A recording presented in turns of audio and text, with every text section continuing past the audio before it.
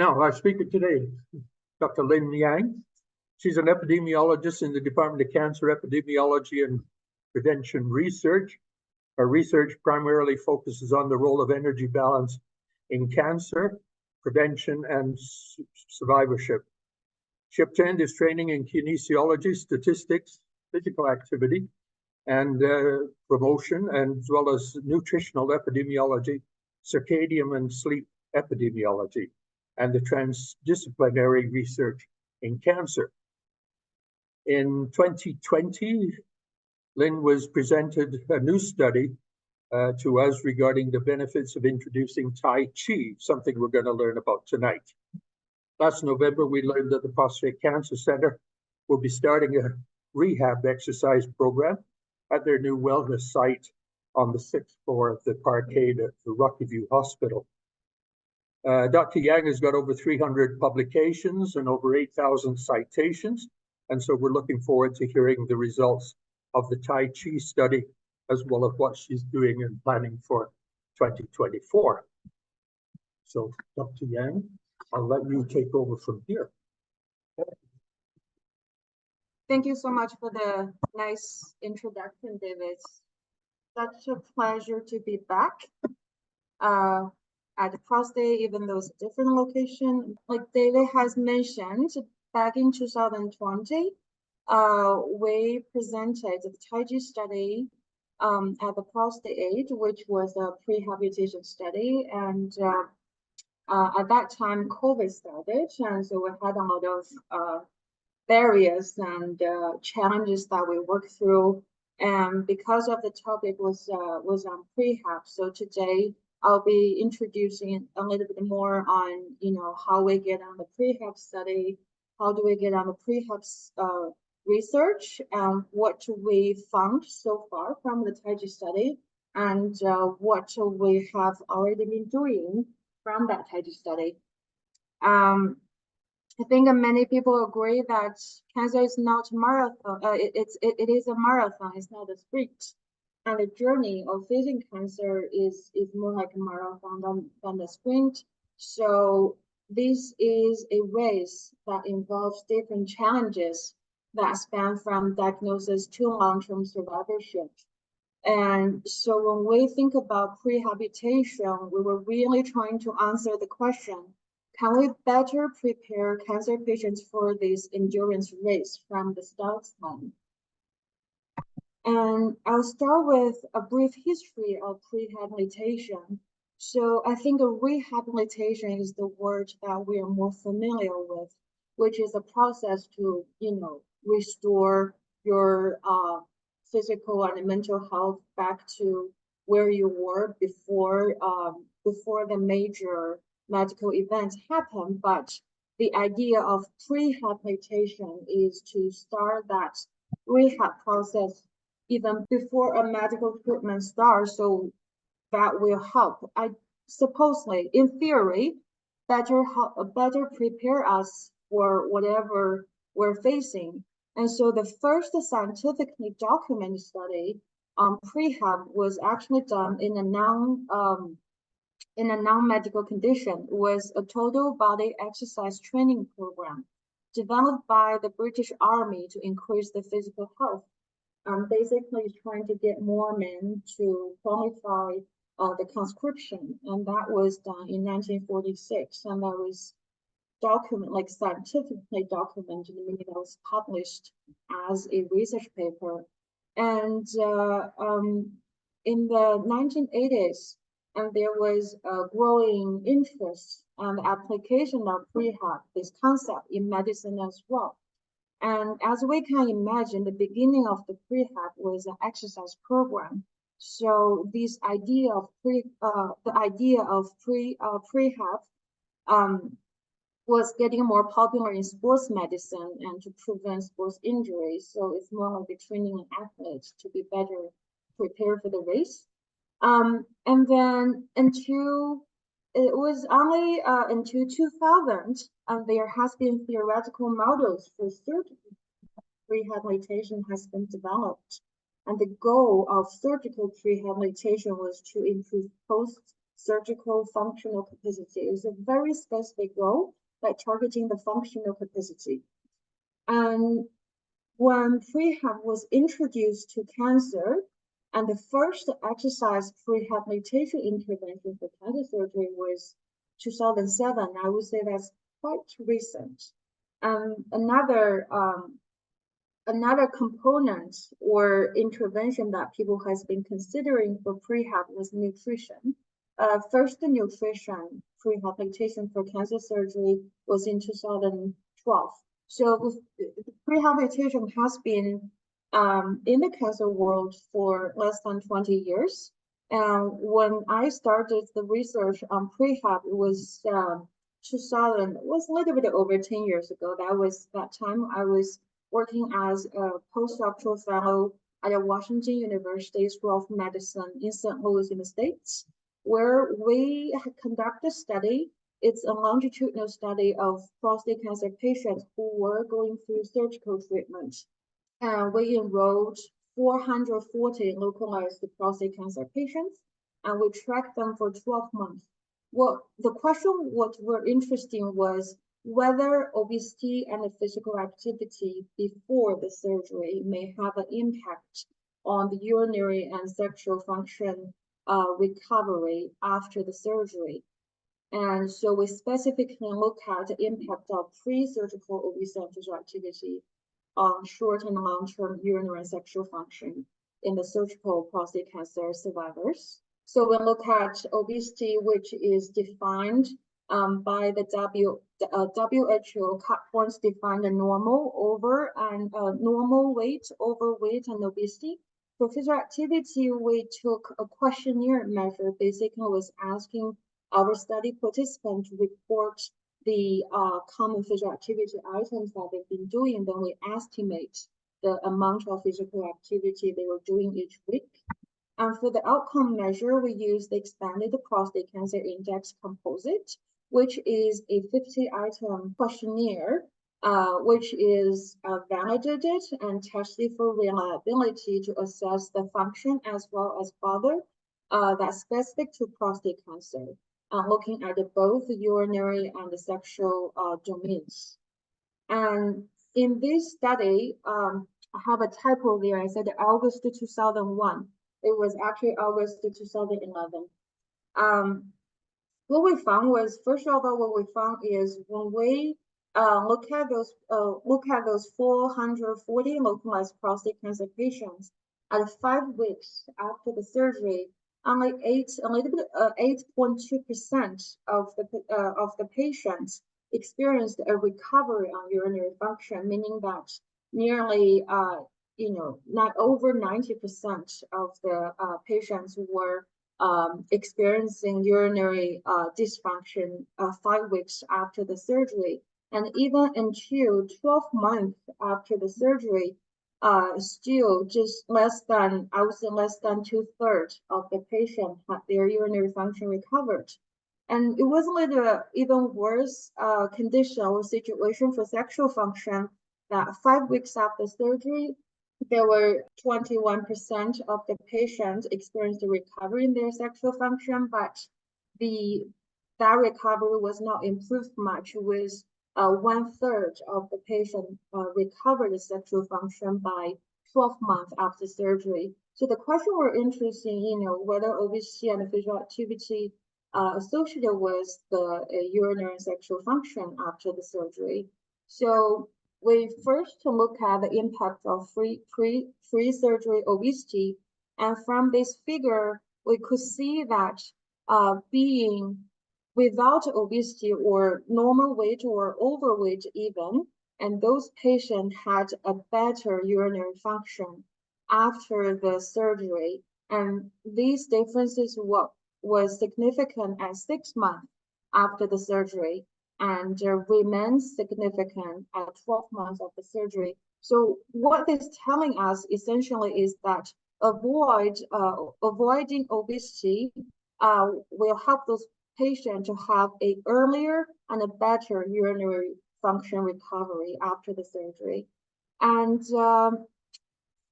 a little bit of similar pattern in terms of obesity and sexual function, but I would say the differences on sexual function recovery by obesity status was not too apparent, even though statistically they were, statistically speaking, the patients who were not obese still had a better recovery in terms of sexual function after surgery.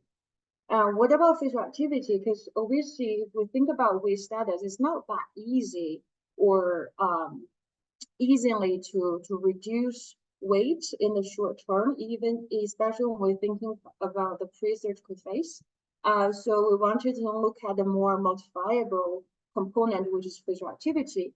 And this figure is more difficult to read. I'm going to move to this one. So in this figure, we only look at the most active and the least active group, where we saw that there was no difference actually in terms of urinary function between those who were physical activity, between those who were physically active compared to those who were less physically active. However, we saw a quite significant difference in terms of sexual function, which means that if the patient was more physically active before the surgery, they were more likely to have a better sexual function before the surgery as well as until the 12 months after surgery. So that was promising. And then just based on that, we asked this question, can we better prepare cancer patients for this endurance race from the start line? And in 2020, we received this funding from the Canadian Cancer Society, the PRP study, participating in TAIGI to reduce anxiety and keep up physical function, a prehabilitation intervention for radical prostatectomy. And the reason we chose TAIGI was that, our finding from the observational study was based on physical activity. And then we start to have conversations with the patient here and trying to get patient's perspective. And this anxiety and the mental health always came up as an issue. So we felt maybe we should consider a mind body exercise, and TAIGI is a good example of that. And so the overall goal of the PRP study is to test the feasibility and the utility of the implementation strategy of the virtually supervised TAIGI intervention. So by definition, the PRP study is really a pilot study. We try to see whether this intervention was acceptable, whether we can implement these virtual intervention in our patient population, especially when we're thinking about this prehab, meaning that we want to have patients enter this program between the time from diagnosis or treatment decision to the surgery, which is sometimes could be a very narrow window. So we thought we were expecting some difficulty in patient recruitment actually. So the primary objective was really just to test the feasibility of this intervention. Second objective was we also, of course, interested in to see whether the intervention will make any difference in terms of patient-reported outcome, as well as urinary and sexual function, that those outcomes are important for the patients. And our hope is that the TAIGI prehabilitation model will be able to improve patient experience and outcome and quality of the care in a simple, efficient, and a minimally disruptive manner. So this is the randomized control trial. So after recruitment, the patient will be randomized into one of the two groups. The intervention group will, the intervention group received a 12-week or 8 weeks virtual TAIGI intervention, and those assigned to the control group just continue their usual care.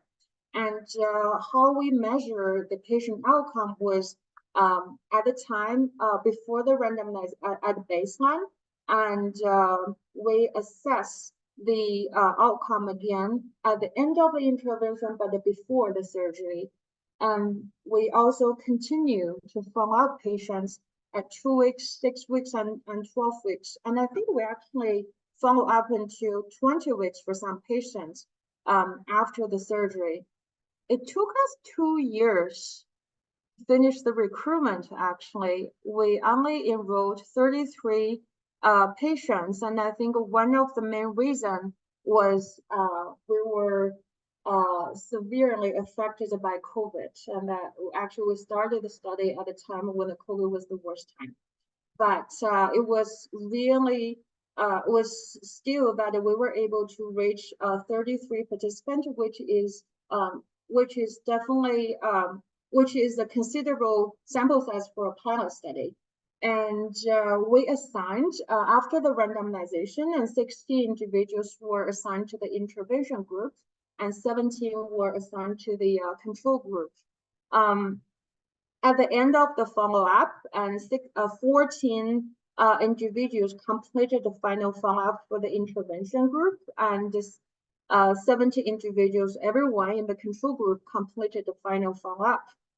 I don't know if people can see this. I just want to show some very basic the TAIGI study participant characteristics, and I was amazed by how diverse our population are. And just if we're just looking at the birth location, I'm interested in this because I was not born in Alberta, not even Canada.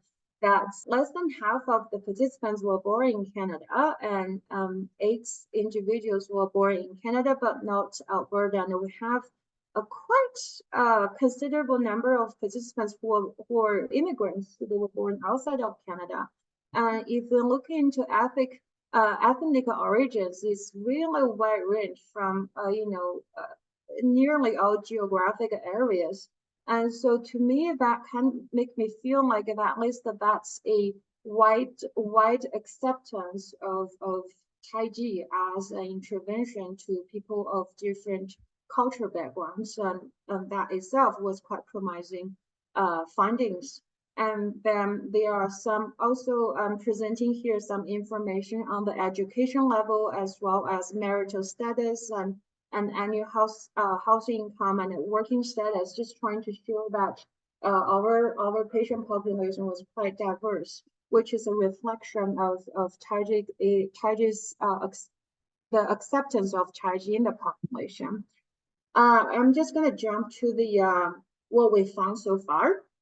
Remember, it's a really small study, only 33 people, and so I jumped through to the most important outcome in the study: one's urinary function and one's sexual function. And on the left side, the green bar is the intervention group, and the red bar is the control group. The p-value is at the bottom of the figure. So p-value is a statistical test indicating whether the difference between the two groups are meaningful or not by statistics testing. And so the left side of the figure basically was saying that there was no effect of TAIGI on urinary function. There's no effect of TAIGI on urinary function recovery after the surgery. However, on the right side of the figure, we found something quite promising, I would say. But of course, we will need to look into the data more carefully.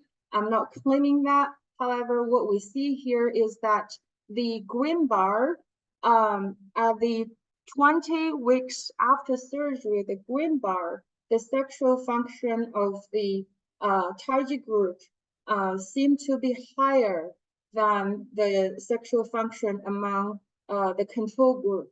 So the p-value here is 0.074, which is not statistically significant. But again, given our very small sample size, the lack of statistical significance might be just due to the small sample size. But this is really promising and definitely need to be confirmed in other study. However, these also actually agree with the findings we saw from the observational study earlier. I presented you the cohort study that we did in St. Louis, where we saw that the pre-surgery physical activity was associated with higher sexual function after the surgery, but not the urinary function. Now in the intervention setting, with a much smaller sample size, we're seeing this a similar trend. So really hoping that we can continue this research and to examine the effect of Tai Chi as a prehabilitation with a larger sample size and a longer follow-up as well. We also did qualitative interview with those patients. What we observed, like there were 4 themes emerged from the qualitative interview, and many patients, shouldn't say many because it was a small study, patients have indicated that they felt that Tai Chi has helped to improve their mental health, and also including some coding there. One patient said emotionally helped me relax because every once in a while, like you hear you have cancer, you kind of get a little bit freaked out. And I did, the patient did. But that helped me. The Tai Chi helped him with like the meditation, helped me relax and get through it. And I also wanted to say that because I did all the interviews with the patient myself, and one thing I found it really interesting is that many of us understand the concept of meditation, but it's really difficult to reach that. And one of our study participants actually told me that doing Tai Chi helped him to keep the mind focused on the movement, which helped him to reach that meditative state. And there are other testimonies from the patients where how Tai Chi helped them to improve the physical health. Because actually, like it was COVID, and so we were testing a virtual intervention, and some study participants was considering a virtual intervention being convenient and with high accessibility as well. And like I said, and I felt like the just how diverse our study participants is make me feel like the acceptability of the Tai Chi exercises, it was quite surprisingly good. And one patient even said, I think I would say that I was from how do you say this word? Naysayer. I had to Google. I was like, what does that mean? And I was like, oh, really? From that to a salesman? That's impressive. So I want to pause here. I have additional slides as well, but I want to pause here and ask if anyone interested in to do some Tai Chi move together with our wonderful host.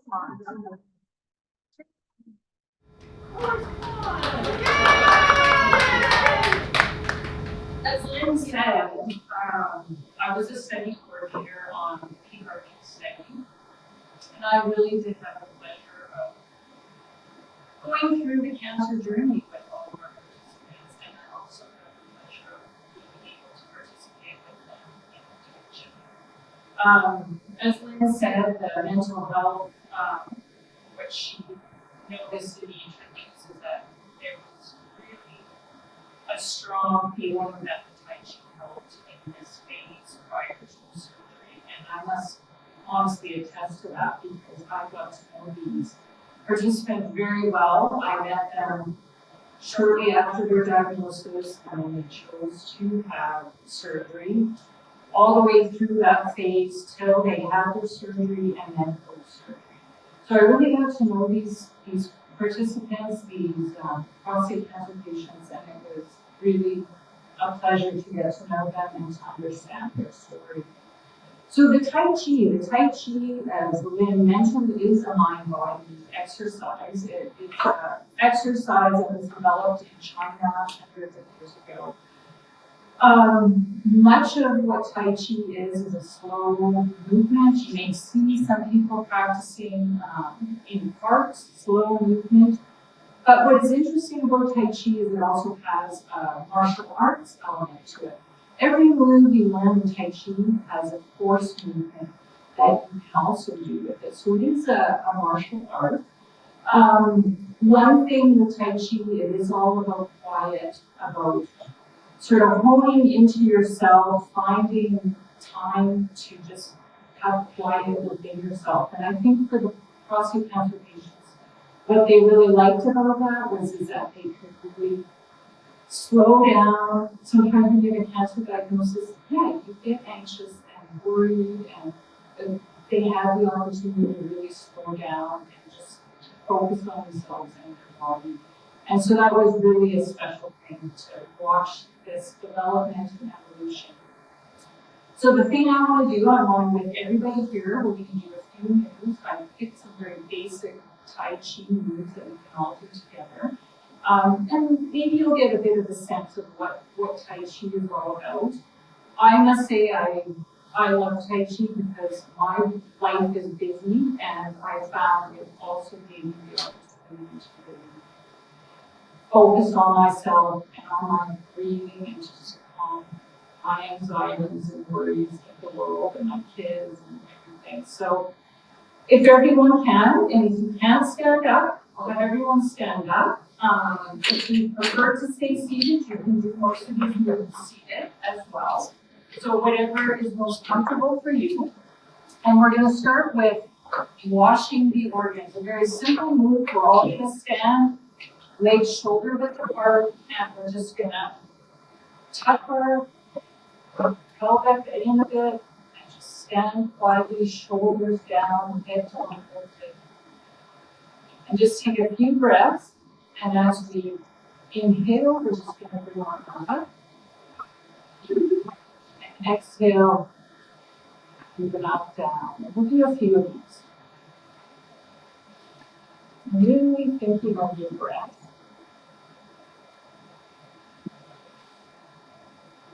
Filling your lungs.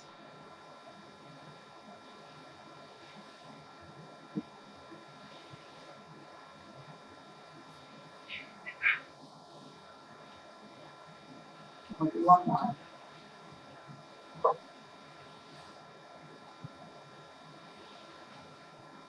So our next move we're going to move on to is what's called the heavenly spiral. This move, we want to be slightly wider stance. And you're going to take your left hand over your left leg and just holding like an energy ball.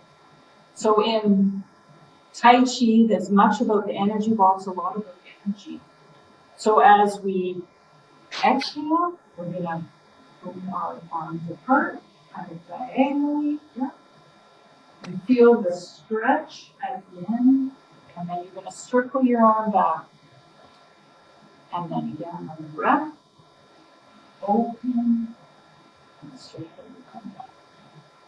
So we'll do a few on each side. Go with your breath.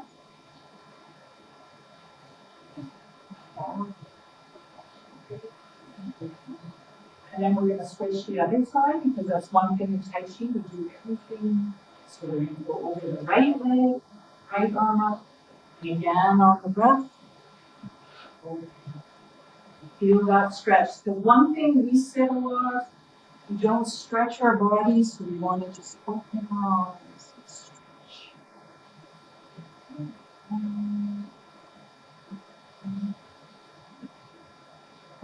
One more.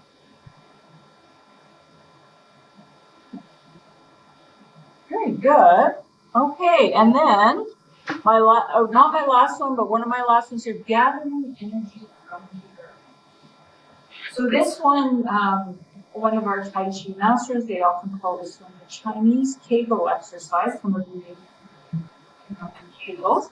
So again, we're going to be shoulder width apart. Cross-stage meeting. One foot forward and one behind.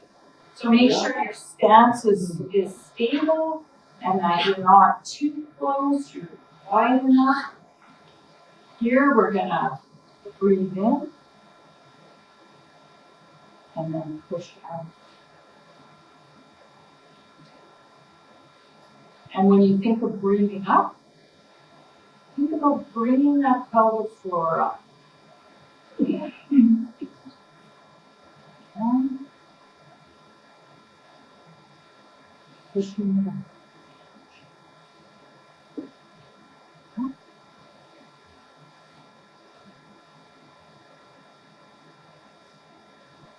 we're going to switch our legs again. Put the other leg forward. There we go. And again. There we go.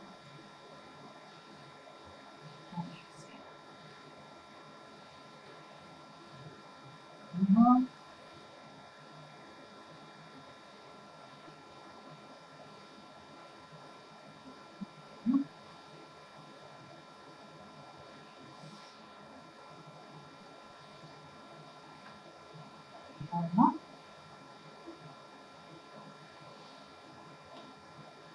Good. Okay.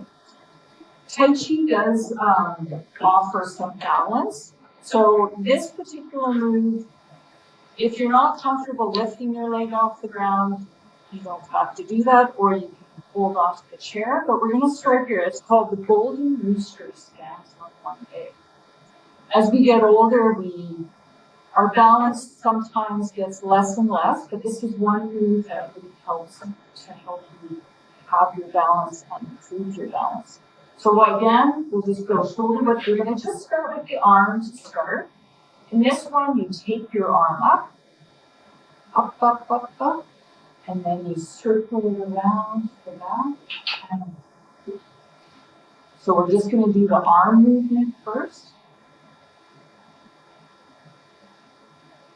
And one more on this arm, and then we'll move to the other arm. Very good. See, this is also very good for the shoulder. Really good to get that mobility. So other arm, again, up. Good. Up. Again, continue your breath. Inhale.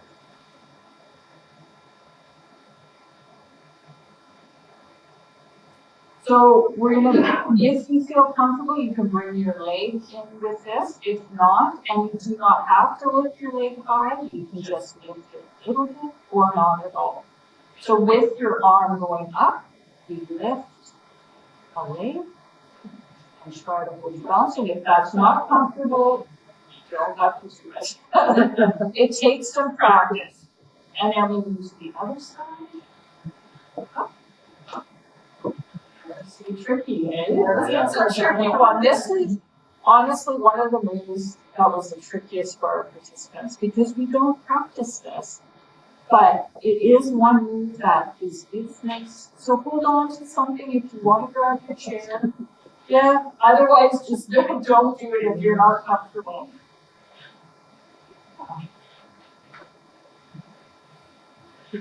I spent many years speed skating, so my balance, I was on these tiny little blades, so my balance is still pretty good. So we'll end off here with another series of the washing of the organs. We'll do 5 of these, so thinking of your breath.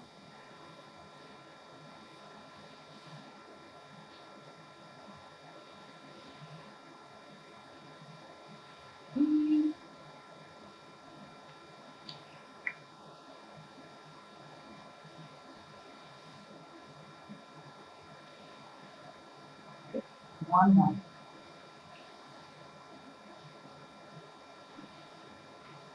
So everybody please clasp your hands here at your energy center here. And to end, we're going to rotate. This is to help stimulate the energy, our internals, and to help our energy flow. So go one direction, and then we'll go the other direction. And then we'll end off with hands at the heart and have a moment of gratitude. And I'm very grateful to be here with you today, and I thank you very much for taking the time to do some of these Tai Chi moves with me today. And I hope that gives you a little bit of an idea of what Tai Chi is, and it was really a pleasure. So thank you.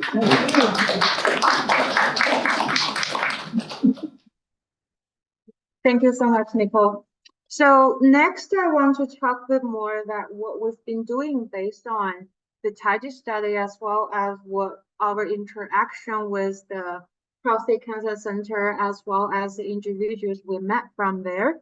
Yes, we did this Tai Chi study looking at Tai Chi as a form of a model of prehabilitation with simple, right? Like there was a pilot study as well. So we're more thinking about, so what does like, how does a comprehensive prehabilitation program will look like? As we mentioned this earlier, that the prehab was really from the surgical world, and there are quite a few mature, I would say, surgical prehab program, including the ones at Alberta Health Services.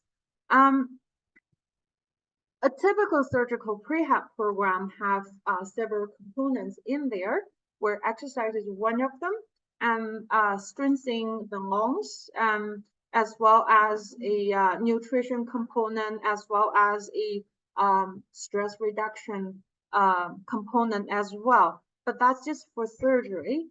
And cancer is a very complex health condition.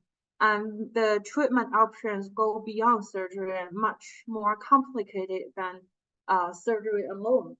But do we know then beyond surgery, how do we prepare patients, to build that comprehensive cancer prehabilitation program? So in 2022, we received this funding from Canadian Cancer Society and to develop a comprehensive prehabilitation program. We name it the PEAK program based on our PEAK-RP study.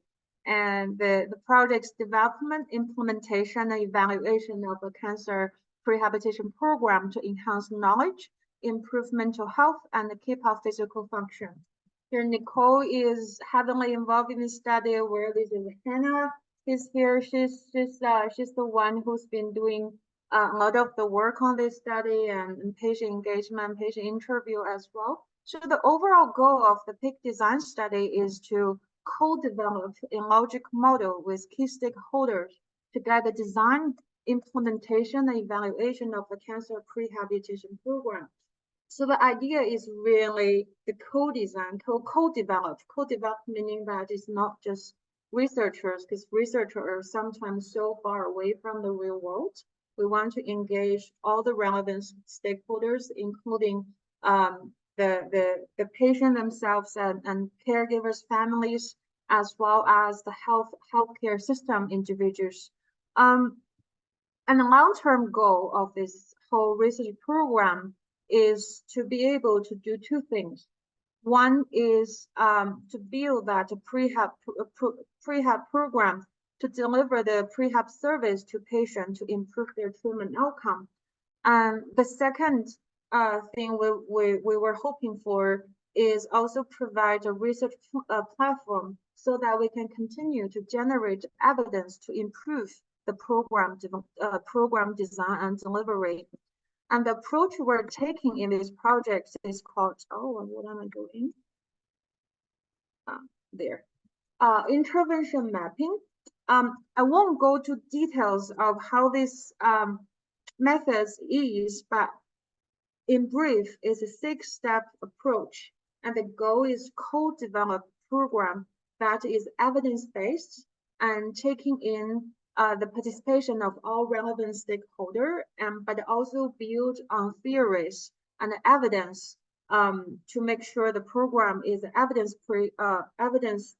evidence-based program, and also consider wider contextual factors, taking an ecological approach to make sure that the developed program can be implemented in the real world. So where we are at this for this project, so we are at the step 1 actually. So we're doing a need assessment. The need assessment phase is really trying to answer what components should be considered in the cancer prehabilitation program. And we do 2 things to answer this question. One is interviews with relevant stakeholders, and 2 is literature review. I want to talk a little bit more on the interview side. And so to do this, our goal is to conduct 40 semi-structured interview, and 10 participants who had gone surgical treatment, 10 participants who had chosen to undergo non-surgical treatment. and 10 participants who are in an active surveillance program, so that we're hoping to cover the multiple treatment options available to men who were diagnosed with prostate cancer. In addition to that, we were also hoping to conduct interviews with 10 healthcare professionals at the PCC. So just get that system level healthcare provider size of perspective. And where we are right now is completed 28 interviews and 22 were coded, thanks to Hannah. For the interview, we're focusing 2 types of questions. One is asking about our study participants' personal reflection on the cancer journey. What has been good, what has been missing. And then we also ask about the perceived interest, purpose, and outcome of the prehab program. I'm just going to summarize a little bit of findings so far. What was interesting to us, which I really appreciate as well, was that participants design evidence-based program, which is tailored to their own situation and needs. Because we really value evidence. Sometimes, if we think about the time between treatment decision and treatment, everyone's time is limited. So we shouldn't be thinking about just through things at people that think that may help. We're really thinking about what is the evidence there. Do we know that we're not wasting anyone's time? Another finding from the interview so far is our participants were open to a wide variety of prehab program components, as well as their evidence to improve their outcome, particular interest in incontinence and erectile dysfunction, which is specific to prostate cancer treatment. And what's also interesting, our participants most commonly endorse the exercise and peer support program. And I kind of feel like exercise is a quite accepted intervention, just given its benefit on the general physical and mental health. And what we also found that some participants were expressed that they would like to have more direct input from their healthcare team, be provided with resource to get more information specific to their personal situation in terms of the treatment options. And I felt like the treatment decision could be a very tricky and difficult to study issue in this population, just because for people with localized disease, there are several options, and how to really best to assist that decision making. I feel like we still don't have answer to that. Another finding we identify so far is participants vary in their psychological reaction to the cancer diagnosis, but many acknowledge the needs for mental health resources, which has been identified as a gap in the system. Although we also hear this from our study participants that even though there is a need for mental health resources, but the conventional counseling or healthcare or mental health resources do not really meet the needs of this particular population. Basically, what we've done so far with the interview, we felt what we got from the study participants is there is a need for evidence-based program. Most interest components for the program is exercise and peer support programs. And those programs need to be personalized. And program needs to target outcomes that are important to men with prostate cancer. And we also see gaps in care to support treatment decision-making and to support mental health through more proactive activities instead of more passive receiving counseling. I'm going to stop here and also want to hear about your thoughts with what we've done so far. And Hannah will be a good resource to answer any questions in relation to this prehab program development study. Thank you.